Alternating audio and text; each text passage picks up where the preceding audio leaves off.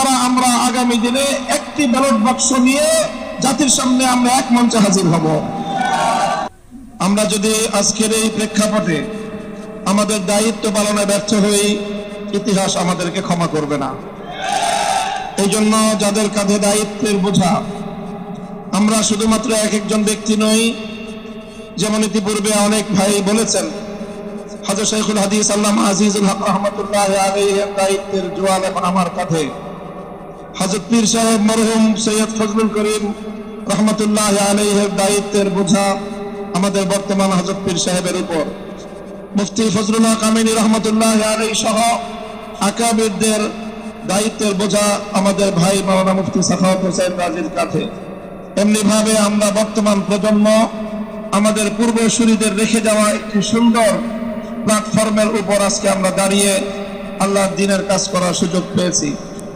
কাজে এই জায়গা থেকে আজকের এই জাতিকে যদি আমরা নেতৃত্ব দিতে, যথাযথ দিক নির্দেশনা দিতে যদি আমরা ব্যর্থ হই, তাহলে আমাদেরকে অনেক বড় মাসুল গুনতে হবে, দুনিয়াতেও এবং আখিরাতেও। আমি আজকের যে জাতীয় চাহিদা, বিশেষ করে সারা বাংলাদেশের সকল ধর্মপ্রাণ শুধু নয়, যারা ধর্মকে ভালোবাসে অন্তত তারাও, ইসলাম প্রেমী সকল মানুষের অভিন্ন চাহিদা হলো ইসলামী নেতৃত্ব তারা ঐক্যবদ্ধভাবে জাতির সামনে অগ্রসর হোক, জাতির সামনে উপস্থিত হোক। আমি আমার দীর্ঘ যে পর্যবেক্ষণ বাংলাদেশের ধর্মীয় এবং রাজনৈতিক অঙ্গন নিয়ে, সেটা আমি দেখি যে বাংলাদেশে আমরা আলহামদুলিল্লাহ ইসলামিক দৃষ্টিকোণ থেকে আমাদের পার্শ্ববর্তী উপমহাদেশের অন্যান্য দেশের তুলনায় আমরা অনেক সহনশীল একটি জায়গায় রয়েছি। আমাদের বাংলাদেশে ইসলামপন্থীদের মধ্যে পারস্পরিক ঈমান এবং কুফরির কোনো ইখতিলাফ নেই, মতবিরোধ নেই, যেটা আমাদের পার্শ্ববর্তী দেশগুলোতে রয়েছে। সেখানে শিয়া সুন্নির মতো জটিল বিরোধ রয়েছে।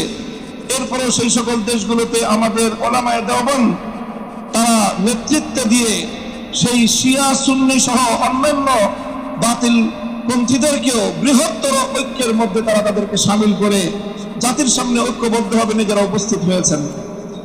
আমি মনে করি বাংলাদেশে এখন ইসলামিক অঙ্গনে 4টি পক্ষ রয়েছে, যাদের মধ্যে আমাদের মধ্যে বিভিন্ন শাখাগত, ফিকহি মাসআলাগত এবং বিভিন্ন আকীদার খুঁটিনাটি বিষয়ে, ঈমান এবং তাওহীদ এবং রিসালাত আখিরাত ছাড়া আকীদাগত অন্যান্য কিছু বিষয়েও আমাদের মধ্যে মতপার্থক্য রয়েছে।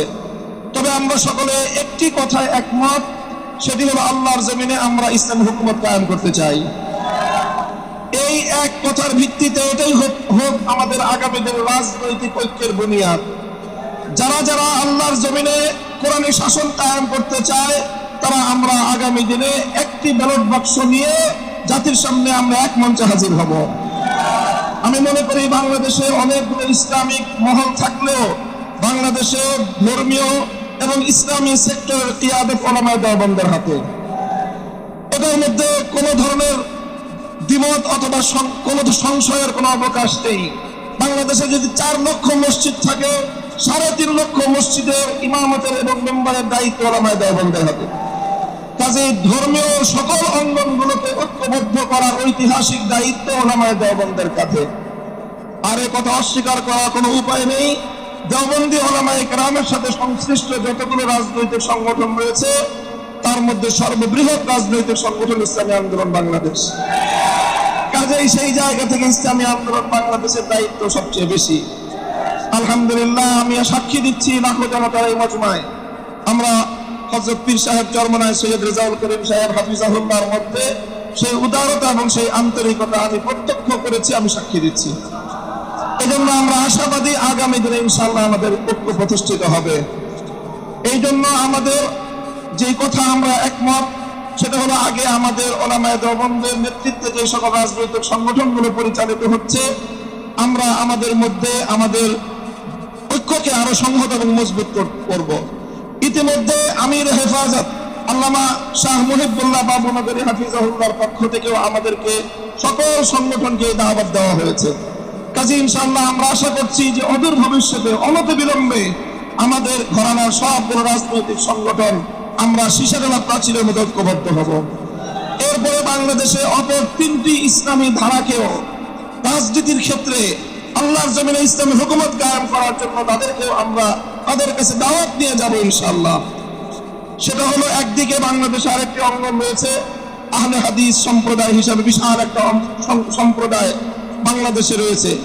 আমার যতদূর জানা তারাও এই বিষয়ে বর্তমানে অতীতের যে কোনো সময়ের তুলনায় উদার দৃষ্টিভঙ্গি লালন করছেন।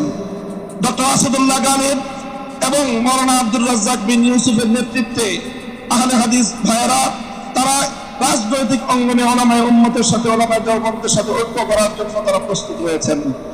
আমাদের আরেকটি অঙ্গন রয়েছে যাদেরকে আমরা সুন্নি বলে জেনে থাকি, সেই সুন্নি ভাইয়েরাও আমি আশা করি এবং আমার কাছে যতটুকু ধারণা তারাও ঐক্যের জন্য প্রস্তুত রয়েছেন।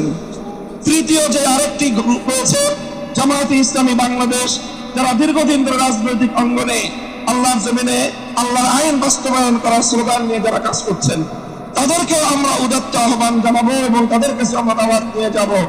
এইভাবে ওলামায়ে দেওবন্দ যদি ঐক্যবদ্ধ হয়ে আহলে হাদিস, সুন্নি, জামায়াতে ইসলামী সহ ঐক্যবদ্ধ হতে পারে, বাংলাদেশের উম্মতের ওলামায়ে কেরামের কাছে জিজ্ঞাসা করা ছাড়া কোন রাজনৈতিক সিদ্ধান্ত গ্রহণ করা যাবে না।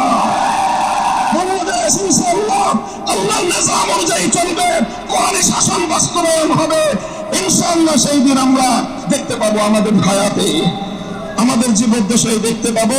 আমি আশা করি আগামী নির্বাচন হবে আমাদের জন্য সেই ধরনের বৃহত্তর একটি ঐক্য জাতিকে উপহার দেওয়ার মোক্ষম সময়।